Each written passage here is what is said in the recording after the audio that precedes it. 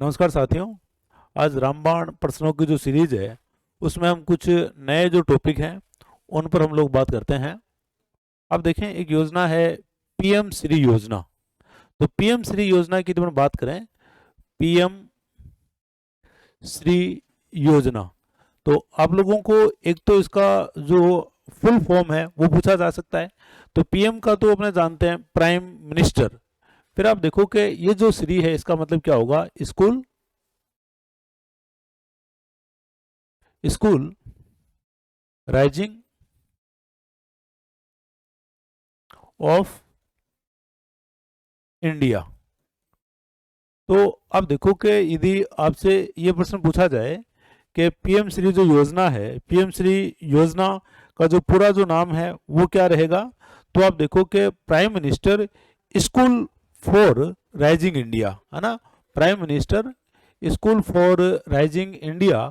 अब देखो उसका जो पूरा नाम है ये रहेगा। फिर आप देखो ये जो योजना है, इस योजना की यदि हम देखें शुरुआत कब हुई है, तो इस योजना की शुरुआत हुई है 5 सितंबर 2022।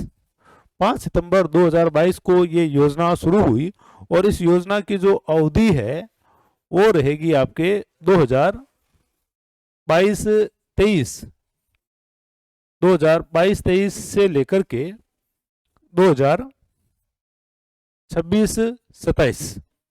तो आप देखो ये जो अवधि है, इस अवधि तक ये जो योजना है, ये योजना रहने वाली है। तो ये जो अवधि रहेगी आपके 5 वर्ष, 5 वर्ष तक की अवधि के लिए योजना रहेगी। अब ये जो योजना है, इस योजना में किया जाएगा, तो आप देखो ये जो योजना है, इस योजना में जो स्कूल है, स्कूलों को डेवलप किया जाएगा। स्कूल जो है, स्कूलों का यूनियन या स्कूलों का जो डेवलपमेंट है, स्कूलों का डेवलपमेंट इसके अंदर किया जाएगा। तो इसमें पूरे देश की 14,500 स्कूलें शामिल है इसके अंदर, पूरे देश की। तो राजस्थान की कितनी है ये आपसे पूछा जा सकता है। तो राजस्थान की इसमें 716 जो स्कूलें हैं वो इसमें शामिल की गई है। और आप देखो कि इसमें क्या किया गया है कि जो प्रत्येक ब्लॉक है, प्रत्येक ब्लॉक से 2 स्कूलें ली गई है।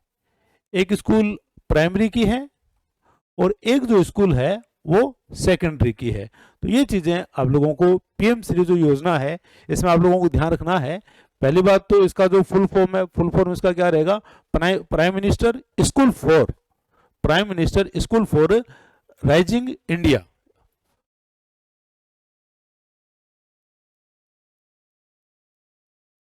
Prime minister school for rising India. आप देखो इसका फुल फॉर्म रहेगा। एक तो ये चीज आप लोगों को ध्यान रखनी है। फिर आप देखो ये जो योजना है, ये योजना शुरू हुई है आप लोगों के 5 सितंबर 2022 को, और ये योजना चलेगी 2022-23 से 2026-27 तक ये योजना चलने वाली है। और इस योजना की अवधि रहेगी आपके 5 वर्ष, ठीक है। और राजस्थान के इसमें स्कूल जो हैं वो शामिल किए गए हैं 716।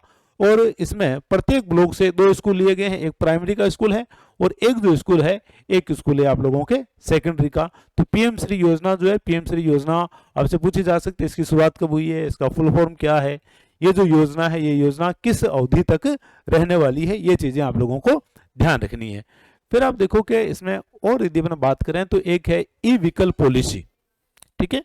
तो ई व्हीकल पॉलिसी की यदि अपन बात करें, ठीक है, तो एक तो आप लोगों से यह पूछा जा सकता है कि जो ई व्हीकल पॉलिसी है, ई व्हीकल पॉलिसी की शुरुआत कब से हुई है, ये चीज आप लोगों को ध्यान रखनी है। तो आप देखेंगे 1 सितंबर 2022, 1 सितंबर 2022 को हम देखते हैं ये जो पॉलिसी है, इस पॉलिसी को लागू किया गया है। तो ये वाली जो डेट है, ये वाली डेट आप लोगों के लिए बहुत इंपॉर्टेंट है, ठीक है। फिर नाम है इसका ई व्हीकल पॉलिसी है। ई व्हीकल का मतलब इलेक्ट्रिक जो व्हीकल है ना, तो उसके लिए ये पॉलिसी काम करेगी। तो इसके तहत इसमें क्या किया जाएगा कि जो ई व्हीकल हैं, ई व्हीकल की जो संख्या है, संख्या को बढ़ाना, है ना, संख्या को बढ़ाया जाए। और संख्या को बढ़ाने के लिए क्या किया जाएगा, तो इसमें आप देखो कि जो दोपहिया है या जो तिपहिया है ना, या जो बस है, इन सब में आप देखोगे अलग अलग स्तर का जो अनुदान है, अनुदान देने की सरकार ने बात की है। दूसरा, चार्जिंग स्टेशन, कि भाई अब ई व्हीकल यदि हमें लाने हैं तो चार्जिंग स्टेशन होने चाहिए। तो चार्जिंग स्टेशन बने, इसके लिए सरकार जो है अनुदान देने की बात कर रही है ना। और ये जो चार्जिंग स्टेशन वगैरह रहेंगे, इन्हें 6 रुपये पर यूनिट जो बिजली है, 6 रुपये पर यूनिट बिजली दी जाएगी। ठीक है, तो इसमें ये जो चीज़ें हैं, ये चीज़ें नहीं पूछी जाएगी। आपसे ये पूछा जा सकता है कि ई व्हीकल पॉलिसी जो है, ई व्हीकल पॉलिसी को सरकार ने कब लागू किया, ये चीज़ आप लोगों को ध्यान में होनी चाहिए। फिर आप देखोगे मथुरा दास माथुर क्रिकेट पुरस्कार 2022। ठीक है, तो मथुरा दास माथुर क्रिकेट पुरस्कार 2022 की जब बात करें तो एक तो आपसे ये प्रश्न यूं पूछा जा सकता है कि मथुरा दास माथुर जो क्रिकेट पुरस्कार हैं, वो मथुरा दास माथुर जो क्रिकेट पुरस्कार हैं वो किस फील्ड से संबंधित है। तो एक तो ये चीज़ आप लोगों को ध्यान रखनी है कि इनका जो फील्ड है वो क्या रहेगा, ये जो है क्रिकेट से संबंधित है। ठीक है, फिर 2022 में ये जो है दिए किस किस को हैं, तो आप देखोगे 2022 में यदि हम बात करें तो ये जो पुरस्कार हैं अनिकेत, अनिरुद्ध और राजभर। ठीक है, तो आप देखो कि ये 3 लोग हैं, अनिकेत, अनिरुद्ध और रहेगा आपके अनिकेत, अनिरुद्ध और रोहन राजभर। ये 3 लोग हैं, इन तीनों लोगों को दिया गया है। इनको सीनियर, इनको जूनियर और इनको सब जूनियर जो क्षेत्र है, इनका ये पुरस्कार इनको दिया गया है। ठीक है, तो मथुरा दास माथुर जो पुरस्कार हैं, इनका संबंध क्रिकेट से है, ये चीज़ आपको ध्यान रखनी है। फिर इस बार ये जो पुरस्कार हैं अनिकेत, अनिरुद्ध और रोहन राजभर को दिए गए हैं, तो आपसे ये पूछा जा सकता है निम्न में से किसको दिया है, या निम्न में से ये जो पुरस्कार है किसको नहीं दिया गया है। ठीक है, फिर 10वां राजस्थान फिल्म फेस्टिवल जो रहा, इसमें हम देखते हैं लाइफ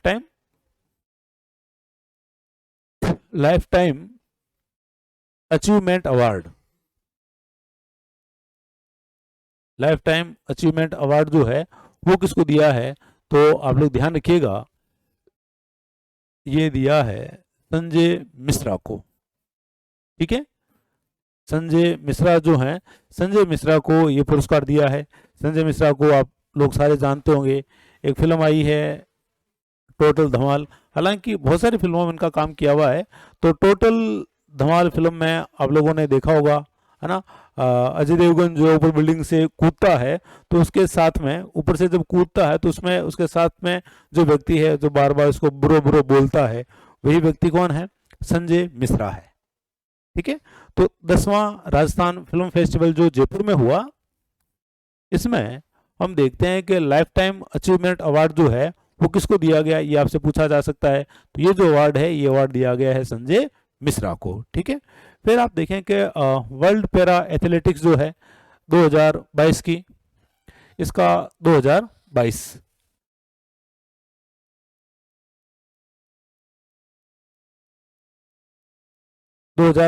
इसका जो आयोजन है, इसका आयोजन हुआ मोरक्को के अंदर। और हम देखते हैं कि इस पैरा एथलेटिक्स में देवेंद्र झाझड़िया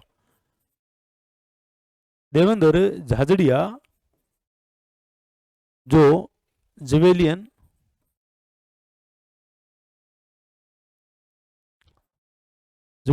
थ्रो करते हैं, है ना, भाला फेंकते हैं ये, तो इन्होंने यहाँ रजत पुरस्कार जीता है। तो अभी हाल ही में ये प्रतियोगिता हुई है, तो आप लोगों से पूछा जा सकता है कि वर्ल्ड पैरा एथलेटिक्स 2022 जो मोरक्को में आयोजित हुई, इसमें राजस्थान के किस खिलाड़ी ने पदक जीता है, या यूं पूछा जा सकता है कि जो देवेंद्र झाझड़िया है, इसने कौन सा पदक जीता है ना। तो इस प्रकार से आप लोगों को यहाँ ध्यान रखना है। ठीक है, फिर आप देखो कि एशियन अंडर 20 पुरुष वॉलीबॉल जो प्रतियोगिता है, इसमें आप देखो कि ये जो प्रतियोगिता है, ये प्रतियोगिता आयोजित हुई बहरीन के अंदर। ठीक है, और इसमें भारतीय जो टीम है, भारतीय टीम ने यहाँ रजत पदक जीता। हम सबके लिए ये गौरव की बात है कि, और अब आप देखो कि ये जो प्रतियोगिता रही, इसमें हम देखते हैं कि रजत पदक जीता, लेकिन राजस्थान का इससे क्या कनेक्शन है ना। तो हम देखते हैं कि वॉलीबॉल की ये जो टीम रही, इसमें 3 खिलाड़ी हमारे राजस्थान के थे, है ना। और ये जो 3 खिलाड़ी हमारे राजस्थान से थे, इसमें हम देखते हैं एक है दुष्यंत, ठीक है, एक खिलाड़ी रहे यहाँ दुष्यंत। फिर हम देखते हैं एक खिलाड़ी है अजीत सेखो, अजीत सेखो। और एक जो खिलाड़ी और है दुष्यंत जाखड़, और एक खिलाड़ी और है संदीप। तो आपसे इसमें किस प्रकार से प्रश्न पूछा जा सकता है, तो आपको प्रश्न पूछा जा सकता है, ये खिलाड़ियों के नाम दे देंगे आपको। अभी दुष्यंत जाखड़ है, अजीत सेखो है, संदीप है, इनका जो संबंध है किस खेल से है ना। तो इन सब का जो संबंध है आप देखोगे वॉलीबॉल से इन सब का संबंध है, ठीक है। और ये इंपॉर्टेंट क्यों हो गए हमारे लिए, अजीत दुष्यंत जाखड़, अजीत सेखो और संदीप, ये जो खिलाड़ी हैं हमारे लिए इसलिए इंपॉर्टेंट हो गए हैं क्योंकि इन्होंने पुरुष वॉलीबॉल जो था उसमें इन्होंने भागीदारी निभाई और टीम को रजत पदक दिलाने में इन्होंने भरपूर योगदान दिया। तो दुष्यंत जाखड़ है, अजीत सेखो है, संदीप है ना। तो ये नाम आप लोगों से पूछे जा सकते हैं कि इनका जो संबंध है, इनका संबंध किस खेल से है, तो इन सबका संबंध जो है वॉलीबॉल से। ये चीज आप लोगों को ध्यान रखनी है, ठीक है। फिर है हस्तशिल्प रत्न पुरस्कार 2020-21 के लिए ये पुरस्कार मिले हैं, है ना। और हम देखते हैं किसमें, बाबूलाल मारोटिया, बाबूलाल मारोटिया और रामस्वरूप शर्मा, रामस्वरूप शर्मा, ये दो लोग हैं जिनको हस्तशिल्प रत्न पुरस्कार 2020-21 के लिए दिया गया है, बाबूलाल मारोटिया को और रामस्वरूप शर्मा को। ये चीज आप लोग ध्यान रखोगे। फिर देखो गर्ल फ्रेंडली, है ना, देखो है क्या, ये नाम बड़ा ही रोचक इसका लग रहा है। तो गर्ल फ्रेंड की जब बात करें तो इसमें आप देखो कि महिला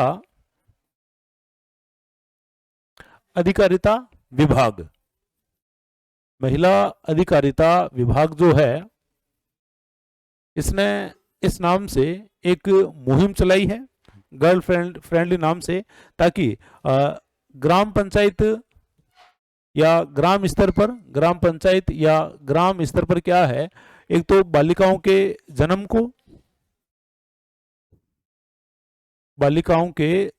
को प्रोत्साहित किया जा सके, ठीक है, प्रोत्साहित किया जा सके। और एक आप देखोगे जो बालिकाओं की जो शिक्षा है ना, बालिकाओं की जो शिक्षा है वो बढ़ सके। तो इसके लिए गर्ल फ्रेंडली नाम से अभियान चलाया गया। और आप देखोगे इसको पायलट प्रोजेक्ट के रूप में, पायलट प्रोजेक्ट के रूप में ये जो अभियान है, ये अभियान चलाया गया था सवाई माधोपुर के अंदर, ठीक है, सवाई माधोपुर में चलाया गया। और सवाई माधोपुर में 7 पंचायतों के अंदर ये जो अभियान है, ये अभियान चलाया गया, ठीक है। तो एक तो आपसे ये पूछा जा सकता है भाई गर्ल फ्रेंडली जो अभियान है, गर्ल फ्रेंडली अभियान है क्या, ठीक है। तो आप लोग ये बताओगे कि भाई गर्ल फ्रेंडली जो अभियान है इसके तहत हम देखते हैं कि बालिकाओं का जो जन्म है इनको प्रोत्साहित करना, या फिर जो बालिकाओं की शिक्षा है, बालिकाओं की शिक्षा को प्रोत्साहित करना, है ना। तो उसके लिए ये जो अभियान है, ये अभियान चलाया जा रहा है। और इसको पायलट प्रोजेक्ट के रूप में चुना गया सवाई माधोपुर को। और अब हम देखते हैं कि प्रत्येक जिले के अंदर, प्रत्येक जिले में हम देखते हैं कि प्रत्येक जिले में क्या किया जाएगा, ये जो अभियान है प्रत्येक जिले में 2 ग्राम पंचायतों को इसमें चुना जाएगा, ठीक है। तो ये चीज आप लोगों को ध्यान रखनी है कि 2 ग्राम पंचायतों को प्रत्येक जिले में अब चुना जाएगा, ठीक है। और इसकी जो शुरुआत है, इसकी शुरुआत हुई है सवाई माधोपुर से, ठीक है। ये चीज आप लोग ध्यान रखोगे, ये प्रश्न पूछा जा सकता है, ठीक है। और अब है डायरेक्ट बेनिफिट ट्रांसफर स्कीम, जिसको हम लोग बोलते हैं डीबीटी, है ना, डीबीटी जिसको हम लोग बोलते हैं डायरेक्ट बेनिफिट ट्रांसफर स्कीम। तो देखो इसके तहत क्या किया जाता है, इसके तहत जो भी लाभार्थी होता है ना, तो इसमें लाभार्थी को सीधा लाभान्वित किया जाता है, ठीक है, लाभार्थी को सीधा लाभान्वित किया जाता है। और इसमें आप देखो कि जो भी इसके लिए स्कीम होती है उसमें हम देखते हैं कि डायरेक्ट जो ट्रांसफर है ना, देखो नाम ये डायरेक्ट बेनिफिट ट्रांसफर, मतलब इसका जो भी बेनिफिट होगा वो डायरेक्ट उसके खाते में क्या किया जाएगा, ट्रांसफर किया जाएगा। ठीक है, इसीलिए हमने देखा था जनधन के तहत खूब सारे खाते खोले गए थे, है ना। और डायरेक्ट बेनिफिट स्कीम में आप देखो, एक तो जो करप्शन है या जो भ्रष्टाचार है, हम देखते हैं काफी कम हो जाता है। जैसे मान लो कि कोई आदमी है ए, है ना, और ये है हमारी सरकार। तो अब पहले क्या होता था कि जब सरकार ए तक लाभ पहुंचाना चाहती थी तो आप देखो कि बीच में बहुत सारी चैन होती थी, है ना। और इतनी सारी चैन होने के कारण क्या है कि सरकार यदि 1 रुपया यहाँ से भेजती तो ये यहाँ यहाँ यहाँ यहाँ यहाँ होता होता जब पहुंचता तो आप देखो कि इसमें लीकेज बहुत ज्यादा था, है ना। कि भाई आना इसके लिए था 1 रुपया, लेकिन रास्ते में लीकेज बहुत ज्यादा है ना, या हम उसको कहें अपना करप्शन बहुत ज्यादा है। इसे सरकार ने किया कि भाई डायरेक्ट बेनिफिट जो है, डायरेक्ट बेनिफिट ट्रांसफर स्कीम को लागू किया जाए और सीधा जो बेनिफिट है, सीधा बेनिफिट लाभार्थी के खाते में ट्रांसफर कर दिया जाए, है ना। तो इसके लिए आप देखो हमारे यहाँ यदि अपना बात करें तो जनाधार, है ना, हमारे यहाँ जनाधार कार्ड की बात है। और आप देखो कि अब जो कुछ भी है हमारे यहाँ जनाधार कार्ड के माध्यम से जो स्कीम वो चलती है। ठीक है, और ये जो योजना है जनाधार कार्ड वाली, ये योजना हमारे यहाँ 18 दिसंबर 2019 को लागू की गई। और हम देखते हैं कि 18 दिसंबर 2019 को जो ये योजना है लागू की गई, और इसी कारण डायरेक्ट बेनिफिट ट्रांसफर स्कीम में जो राजस्थान है, राजस्थान का देश भर में चौथा स्थान है। ये आपसे पूछा जा सकता है, ये इसका कारण है और ये वर्तमान में इसका क्या है, स्थान है। तो ये चीज आप लोगों को ध्यान रखनी है। आपसे प्रश्न पूछा जा सकता है कि डायरेक्ट बेनिफिट ट्रांसफर स्कीम में राजस्थान का भारत में कौन सा स्थान है। ठीक है, तो आप लोग ध्यान रखिएगा इसके बारे में। फिर यदि हम बात करें